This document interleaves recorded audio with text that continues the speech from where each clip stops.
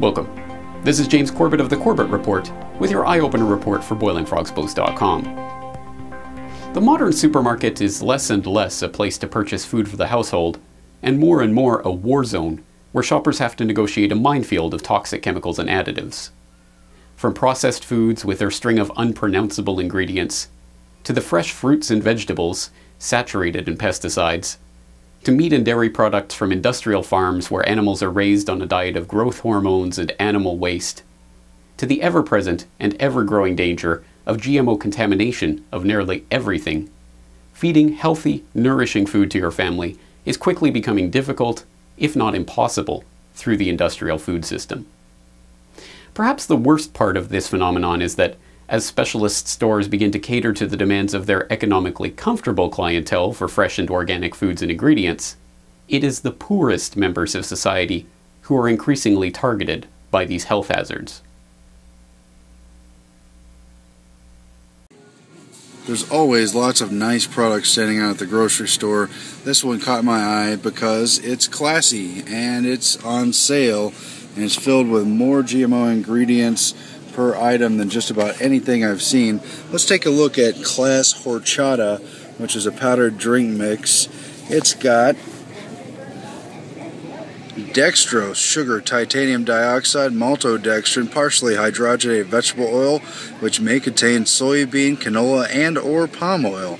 It's got skimmed milk powder, artificial flavor, guar gum, silicone dioxide, aspartame, powdered cinnamon, rice flour, acyl sulfame, potassium, andisorbic acid, and caramel color.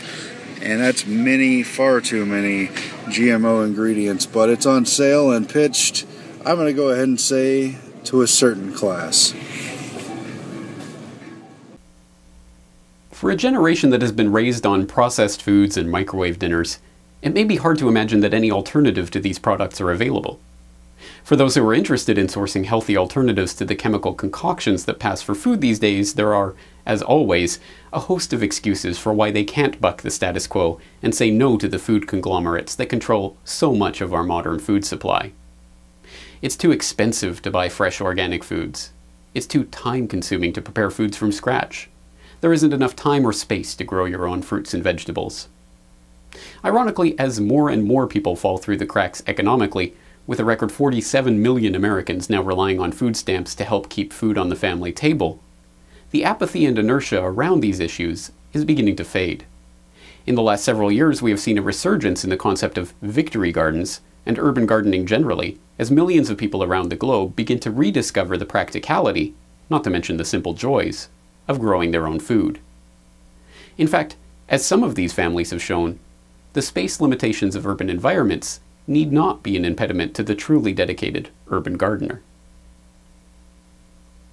Drivers whizzing past on the 210 freeway through Pasadena have no idea that a stone's throw away from the fast lane is a lush but tiny Eden, a 4,000 square foot farm. It not only feeds a family, but revolutionizes the idea of what can be done in a very unlikely place, the middle of a city. This is city living, but I brought the country to the city rather than have to go out to the country. I just imported it. 63-year-old Jules Dervais started this backyard farm 10 years ago. It's a deliberate throwback to the storied days of self-reliant rural America. Sustainable and dense. On their 4,000 square feet, they raise 400 varieties of vegetables, fruits, and edible flowers. 6,000 pounds a year, enough to feed themselves with plenty left over. You've been watching an excerpt of this week's Eyeopener report. To continue watching the report, please log into boilingfrogspost.com.